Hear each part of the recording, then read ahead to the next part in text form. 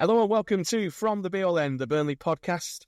A slightly later edition this week due to one thing and another, absences, a water park incident, the hyperbole in America, all of that usual nonsense. But I'm Andrew Greaves, alongside me, Paul Woodhouse, who I think was the only one who was available on Sunday night to record, and Chris Borden after a concussion protocol following an accident at a water park.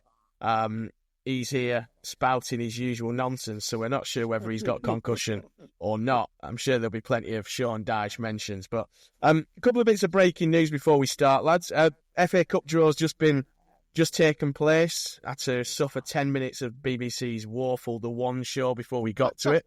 But the Clarets have been drawn away to Preston North End, which, we're going to get a bit of a taster of that on Saturday, of course, in the lunchtime kickoff, and then going back down to Deepdale a couple of weeks later for an FA Cup fifth round tie. Let's start with the FA Cup. We're going to come on to kind of funnier news involving our friends down the road as well, perhaps in a second. But Chris, I mean, we've just been talking off there. It feels a bit of an open FA Cup, doesn't it? I mean, we were suggesting Villa might win it, Newcastle might win it, Bournemouth might win it. God, I mean, we might even get to a semi-final, but we've got to be pleased with that draw, haven't we? We've avoided City, we've avoided United, we've avoided some of the, so-called bigger clubs. Exactly, and more Premier League sides will fall with the number of all Premier League ties. Bizarrely, I was speaking to my boss at lunch, who's a Preston fan, and I said, you never know, we might draw each other, and then one of us is guaranteed in the quarterfinals, and we're a game from Wemb-er-lee, and so lo and behold, it's happened. And if the TV companies have any romance about them, for historians of the game and anyone who's got any interest in the origins of English football, this is magic, absolute magic. Two clubs who both got to the cup final in the 1960s, fallen on hard times, and North End haven't quite made their way back to the top of the tree yet, but Burnley have. And I tell you what, we'll take anyone on away from home. Yeah. The away form's just ludicrous, and it's anyone. It's a nice little dress rehearsal at the weekend, and you back Burnley to A, shut anyone out at the minute, and B, if it's away from home, it's almost a given at the moment, isn't it? Yeah, and Woody will come on to the FA Cup fourth round, which was a very, very good away performance at Premier League Southampton the weekend. But I mean, Chris is right, isn't it? It's, you win this, and I know you've got to win it, but you're literally one game away from Wembley. We've been in this situation before in FA Cup and League Cups, being one game away from Wembley and not quite made it. But that defensive record, Chris's old adage that you score and you end up, you win or you at least get a point, you're more likely to win because we don't concede. It could be one of them years where, you have two championship or lower league clubs minimum in a quarter-final. It's looking like that, isn't it?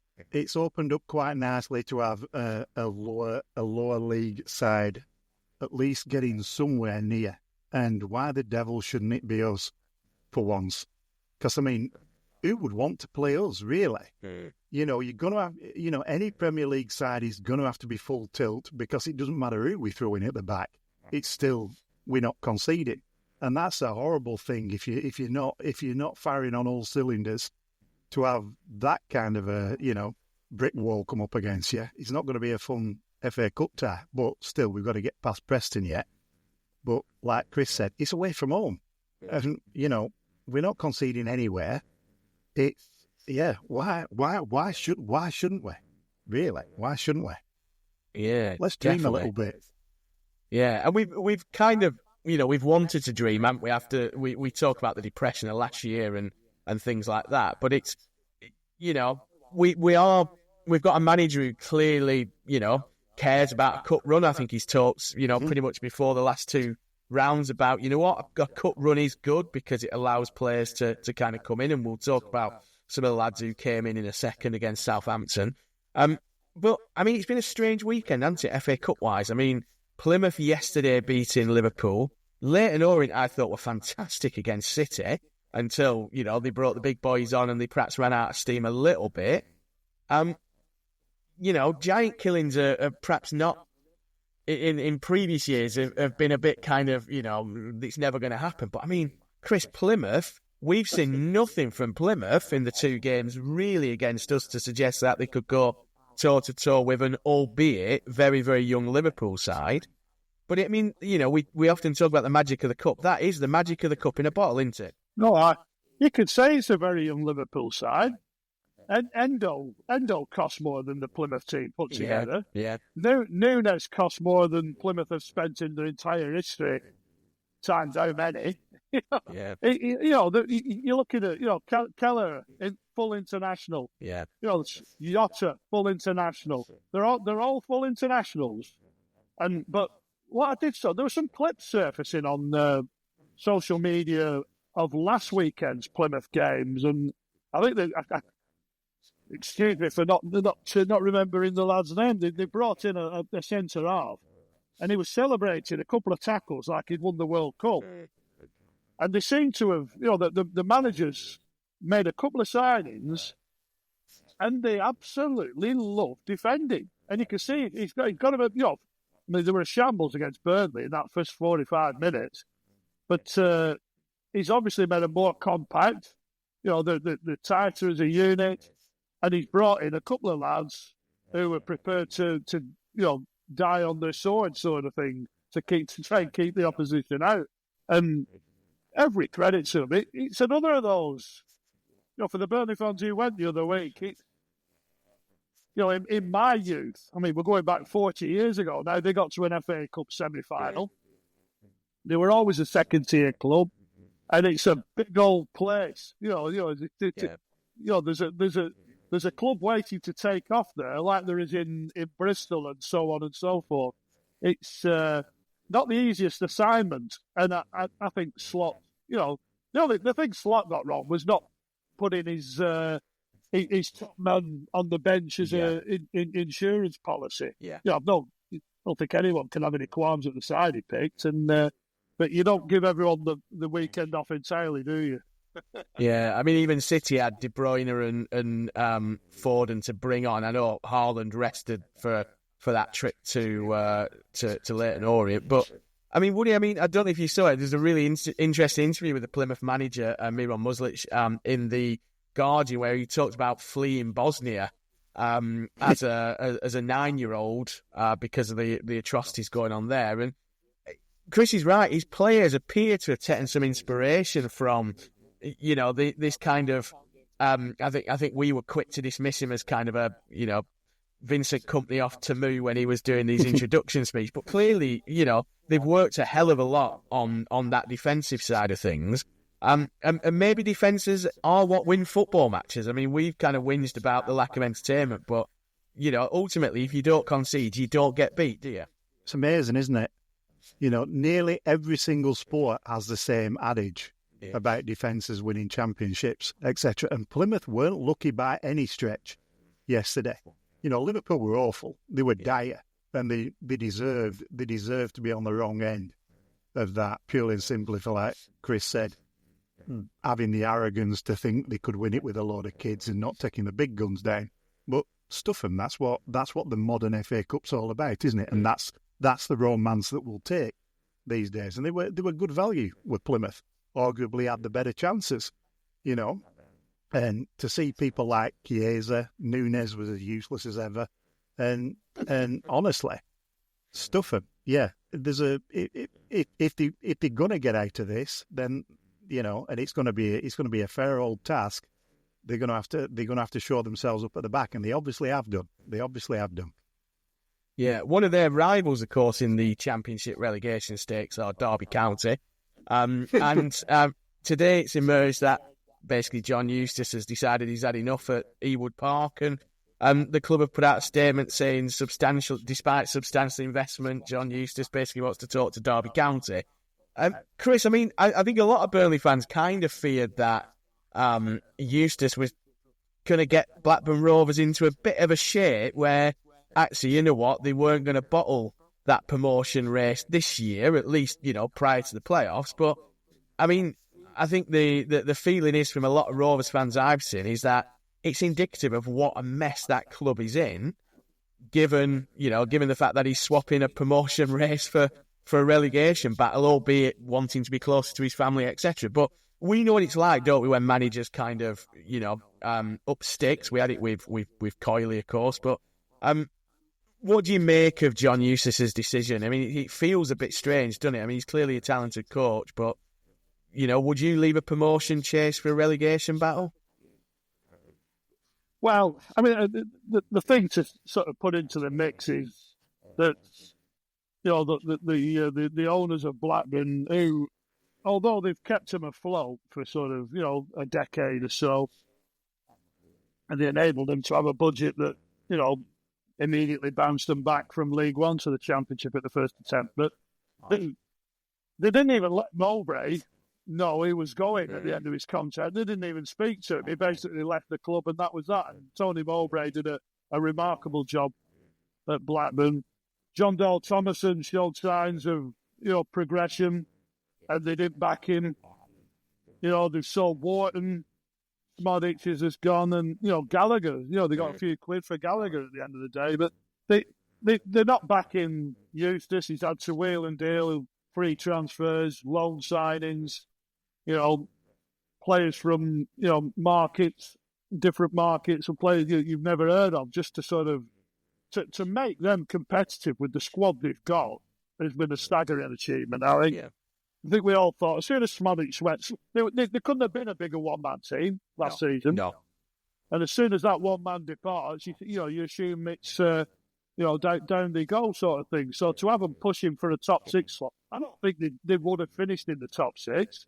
The slide's begun. Yeah. And I think the likes of Watford and West Brom are circling now, and they were going to be overtaken as it was. But for him to go, I mean, don't get me wrong, Derby, the allure of Derby. Derby's a terrific club. Great stadium. I believe he's from Sutton Coldfield, isn't he? He certainly was Andy Cook's brother-in-law. I don't know if that's still the case. Andy Cook, former Burnley striker. But it's not. I mean, Derby's just sacking up in a skip down the M6 and across the A500, isn't it? It's not. It's not moving back down south to be with his family on the south coast like Eddie Howe did. So I believe the potential for takeoff at Derby, isn't there? With a few quid, maybe coming into the club. It is arguably a bigger club, but like you say, to drop to go to a club in 22nd, it might not even be in the Championship. There's no guarantee he keeps them up either. He's got to work with what he's got to work with. The window's closed. So, they sold their the best player, Cashy in the centre half, gone to Brighton in the window, didn't he? And he looked very good at Turf Moor. Yeah. It's a big. I think Simon Jordan was on the radio today, just sort of saying that Blackburn gave him an opportunity, Eustace. And there's a school of thought, while he was shafted by Birmingham, it feels very Coyle-like this, doesn't it? When he was linked with the West Brom job, wasn't he? He was kind of quite high up on that. It did just feel like his agent was perhaps trying to tout him for a lot of these jobs, didn't it? I think that's I don't think this is the first time somebody's come in or the first time he's kind of hinted that he wants to leave Rovers. It does feel a bit coily, though, didn't it? We obviously had the Celtic links, and then we had the, obviously the Bolton Wanderers and things like that. Woody, do you have any sympathy whatsoever for Rovers fans? Bearing in mind what you say might end up getting clipped up by Simon Evans for social media, so, give it 4 barrels, mate. Of course not. They're just a tin pot. They're just a tin pot outfit, aren't they? At the end of the day, it's just going down to a club that's 22nd, like Chris said, it's not a different continent, is it? No. It's not exactly difficult to get to Derby from Blackburn. It's not even difficult to commute from Derby to Blackburn. It speaks volumes, doesn't it? At the end of the day. Yeah. Let's leave our neighbours to one side, as the irrelevance as they are. Chris, Saturday, bit of a test. I know Southampton are struggling, and they certainly didn't look a team that's full of confidence, but a relatively strong side for them. You know, the commentator I was listening to kept talking about, you know, this is pretty much the first choice for Southampton. Scott Parker made a number of changes, including a change in formation, going to a kind of five at the back with wing-backs in Son and Pires. First start for John Joe Shelby, first appearance for Edwards. What did you make of that test, and what does it tell us, if anything, given the number of changes and given the kind of lack of confidence Southampton have at the minute? Yeah, well, I said to make, you know, 8 changes overall, and to go to a side that's named, you know, a very strong Premier League side with a young lad in Tyler Diblin who people are valuing at God knows how much, 80 million quid, I think, you know, floating around somewhere. And they did have a couple of openings, but you know, Burnley did, you know, they rolled the luck at times, but the system, you know, they're playing with wing backs seemed to give Burnley more options in possession. They looked a tad more fluid at times. They created more openings, and you know, they could have had more goals at the end of the day. I mean, lots of positives. I mean, there's a turn from Sarmiento in the first half. It's just outrageous. You know, lovely little dragging, you know, through his legs like Ronaldo-esque at full speed. And he should do better. He needs to show a bit of composure at the end there. He's just smashed it straight at McCarthy in goal. But, you know, the goal, you know, well crafted, bit of fortune in there, a bit of a bounce. But Hannibal, you know, shows that composure. Lovely little ball across, and Edwards couldn't believe his luck, could he? Lovely little off his knee, and a volley finish for a lovely debut goal. And he showed flashes as well. You know, it's like there's so much. You know, Shelby, you know, which you've spoken about, that range of passing, playing through the lines, and you know, taking risks with the ball. Hannibal was terrific for the second successive game. You'd expect him to start on Wednesday night against Hull, and I said just a load of fun. Young Boris, came in and continued to look the part at first team level, at a Premier League ground against Premier League opponents. Brilliant. Yeah, the one that Chris didn't mention, of course, was the return of Manuel Benson. Woody, I mean, on a day of positives, not just performances, seeing Benny back out there and he got kicked a bit, didn't he? You know what I mean? And he wasn't the usual kind of glass ankle. There were a couple of times when he's down, you're thinking, right, that's his afternoon done. But he kind of kept at it, didn't he? And there was the odd flash, good little bit of link up as well in there. You know, I guess Scott Parker will have travelled back from Hampshire pretty pleased with a number of things. Performance, another clean sheet, as you say, we just don't concede. Debut goal for his big set-piece January signing, albeit probably will look even better in 2 or 3 weeks' time when he's had a bit more training. What was the biggest positive for you, though, through all of that? I think the way we took the game by the scruff of the neck in the second half, we realised that we could actually get something from it. Rather than being passive, we seemed to be quite proactive. And the changes that we made, I thought Barres was fantastic when he came on. Yeah, superb. He's a composed lad for the age that he has, and looks like a ready-made replacement or backup for Cullen. I thought the Hannibal was fantastic. I thought the goal, even though we would have been throwing absolute pelters had it been missed, was a lot trickier than a lot of people gave it credit for. Yeah. We'd missed some sitters this season. Yeah. And the way that he took the assist and then just killed it and then poked it in with his left foot was very nice. And I thought the way that we harried them and pressed in that final half hour was very impressive. The way that we reacted to that, and really Southampton didn't get a sniff from there on in. They seemed a little bit shell shocked by the way we kind of changed it up a little bit and pushed on at them. And it wasn't that much of a tricky tie. It wasn't backs to the wall by any stretch. And the kind of half chances that they had were from, if anything, just weird little back passes and just things that were a little bit sloppy because they hadn't played together. But considering they hadn't, and a change of formation with a 3 at the back and like inverted wing backs and different folks in the middle and whatnot, and Benny coming back, it was really rather impressive. And I think it spoke well of obviously the way that the team and the manager coordinating, and that they're all playing for each other and they're understanding the assignment. And so it was another impressive away day, even though it's only Southampton, and we probably shouldn't get too excited after we got overly excited when we beat Bournemouth that time 4-2. So, absolutely. Looking ahead to Hull City, Chris, do you think? Well, 2 questions. Would you be tempted to deploy a similar formation, probably, albeit with Esteve and Egan Riley being back together, perhaps with Humphreys, perhaps with Worrell? Maybe you have Worrell in there and you have Humphreys instead of Pires as the wing back. You have Roberts as the other wing back instead of Son. So first question, would you be tempted to play it? And second question, will Scott Parker be tempted to change up the formation for a league game at home, which might just unlock some of that kind of clogginess that we get from his home performances?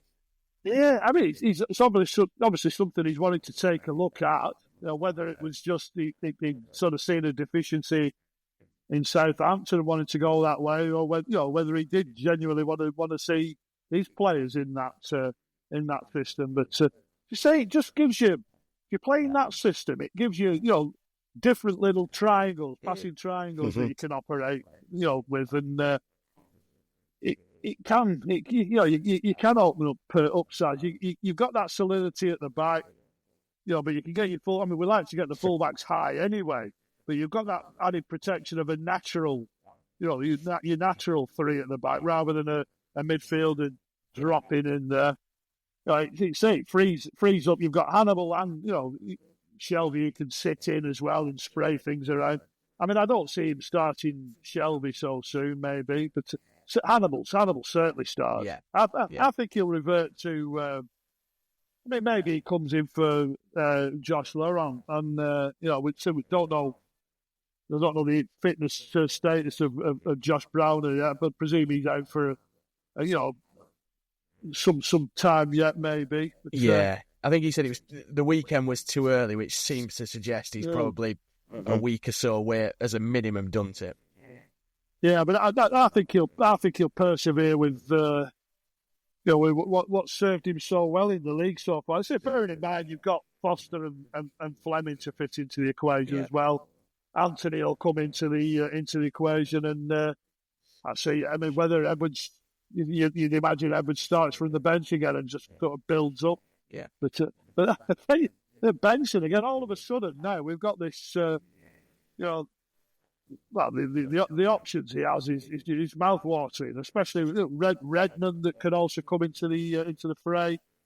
And will we see Ramsey sometime soon? Yeah, Woody. I mean, we've often talked about kind of what are his options on the bench when we've looked there, and it's been Huntonji and Jay, and a couple of youth teamers have kind of made up the numbers, and I think we had 2 goalkeepers at one point earlier in the season, which But now, as Chris said, you expect probably Benson will drop out of that side. You expect, 1 or 2 others to drop out of that side.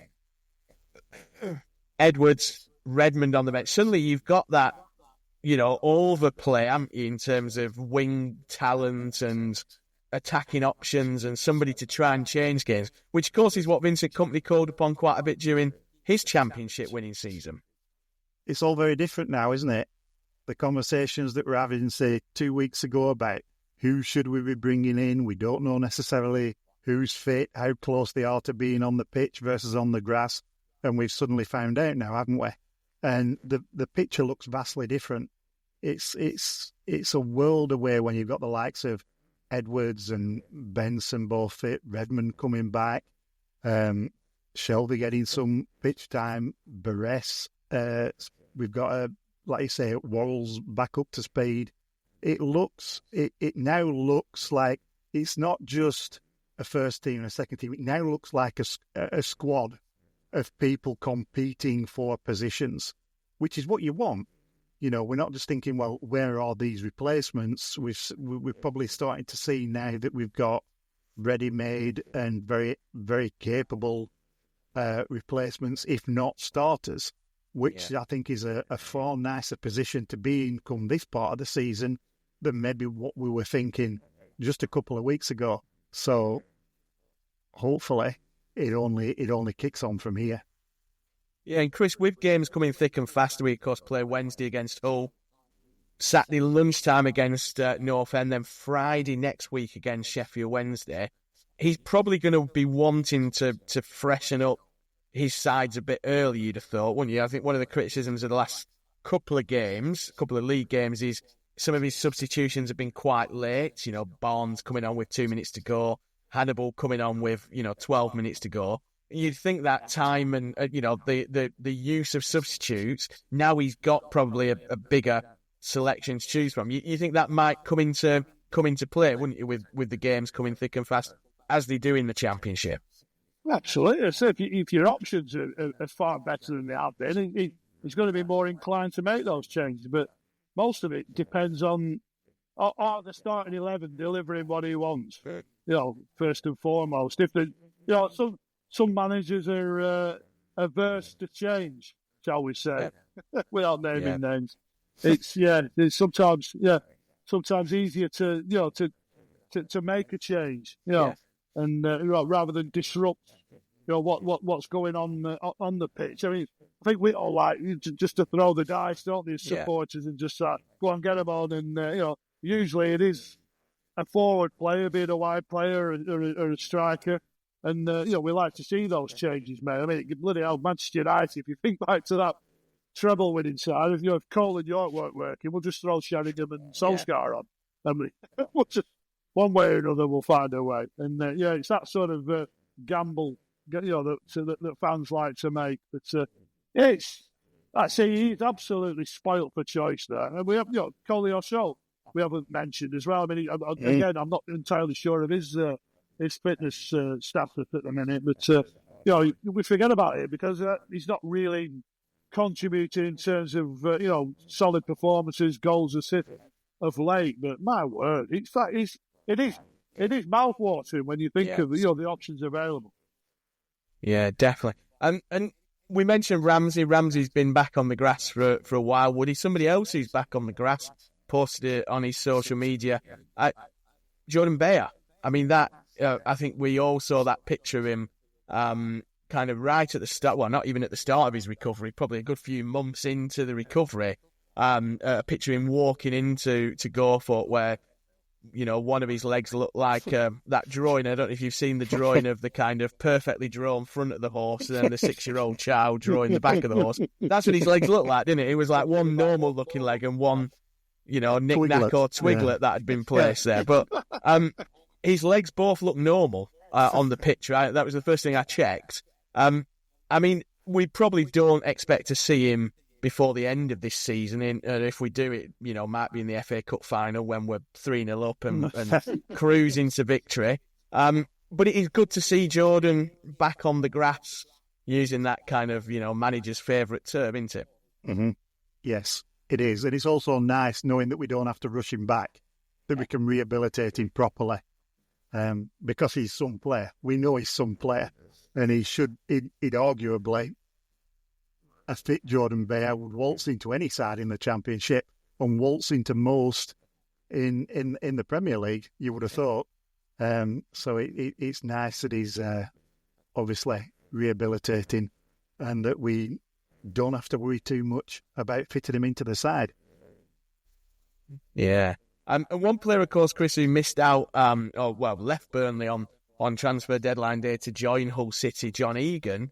I know Scott Parker's been talking about how gutted he was to lose Egan and the influence that Egan had in terms of, driving the quality of that back four. Another great move for Burnley, weren't it? I mean, we did it with Goodmanson in terms of bringing a player in on a free and then getting a fee for him, and done it again with John Egan. What did you make of John Egan's time at Burnley? I imagine he'll get a warm reception from the Burnley fans because he came in and did a job, didn't he? Exactly. I'd say. I mean, it's great business first and foremost to get a few quid for a free transfer. He's been there for 6-7 months or whatever it is, and but like I say, you speak to managers, and they'll often tell you that it's not just if a signing that they make isn't making a lot of appearances, getting a lot of game time, it's often the effect that they have behind the scenes. Now, whether that's drawing better performances out with the competition of their competitors in that area, or it's just the influence that they have, real sort of winners behind the scene, just create, setting standards, just keeping things ticking over, managing that dressing room for the manager, when they're all in there together. You don't achieve what he's achieved without being an absolute top-notch professional. Yeah. It's solid stuff. An international footballer, come from success at Sheffield United, and the only problem is, like I say, players like that ultimately need to be playing football, and we might have a similar conversation around Joe Worrell at some stage. But you don't. He was unfortunate in one respect that Egan Riley's taken his opportunity and kicked on, but he's maintained that level. And Steve's Steve, isn't he?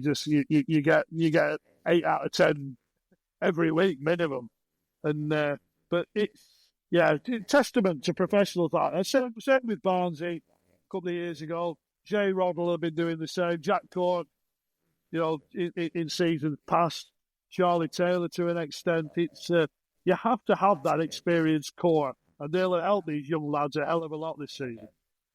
Yeah, and Chris mentioned Worrell there. I get the impression Worrell is a very, very similar player, Woody. I mean, you just see him sometimes, the way he sometimes just perhaps spots an opportunity to go and warm up, knowing that he's not going to, unless something happens, he's not going to. But he's there on the touchline, perhaps when things are getting a little bit tasty. I've noticed him a few times just trying to calm it down, trying to just, have a quick word in someone's ear if they're on the touchline and there's a break in play. I mean, it's quite fascinating, isn't it, that we kind of threw the baby out with the bathwater under Company last season, when you kind of think some of this experience, even if they're not getting much game time, but empowering them to have that that kind of influence off the field and in those little nooks and crannies where managers perhaps can't get to, would have perhaps served us a bit better. There's a lot of old heads now, whereas there wasn't, like you say, last season, was there? And like you say, and you see, you primarily see every game Hannibal plays, don't you? There's at least 2 or 3 occasions where somebody's having a word, whether it's Parker, whether it's Brownhill, now whether it's Barnes, and it's just having those little moments, like you say, where they're having a chat, they're calming people down, they're focusing everybody, and that game management. I think it was the Chelsea game over the weekend where they were saying how many times they'd lost from winning positions, and due to the lack of game management, because they don't have those old heads in the side who are able to do it. And that's obviously been a huge difference. And if your main focus is not to concede, and you're not creating many chances and goals are at a premium, you better have all that kind of stuff screwed down, especially if you're not going and winning 3-4-2 or whatever it may be. And we've seen it this year, even though it's an extremely young side and extremely young backline, they still need that spine of old heads. And whether it's within the side, or whether it's on the bench, or whether it's within training, however that transpires, it's obviously working. And so fair play to us. Yeah, absolutely. And we'll leave it there. I think when we're back on Friday with the normal episode, I think we'll probably talk about the latest episode of Keeping the Faith, which of course is this mini documentary series the club are putting out. I don't know if you lads have seen it yet, but it kind of follows Joe Boris. And it has Jack Cork, who's clearly a big influence for him. But I think it's one of those, I think we'll probably dedicate a section of the next podcast if we've got everyone together. Looking at that, because I think that kind of plays into what you and Chris have been saying about kind of experienced heads and somebody for younger players to look up to. And I think Joe Boris clearly looks up to Jack Cork, who's his assistant manager for the kind of, kids team with Andy Farrell. So But let's leave it there. We've obviously got the game to come tomorrow as you're listening to this, Hull City at Turf Moor. Let's hope that's a bit of a cracker following on from a positive performance at Southampton. We'll be back on Friday with the usual episode. Don't forget you can sign up to our Substack from thebln.substack.com. Massive thank you to everyone who's signed up for that already and is reading that content and getting it delivered to their inboxes. But yeah, until Friday, when we next see you, next hear from you, next speak to you, enjoy your week and up the Clarets. How many times do I have to tell you? Stop moaning! Not going anywhere. I've never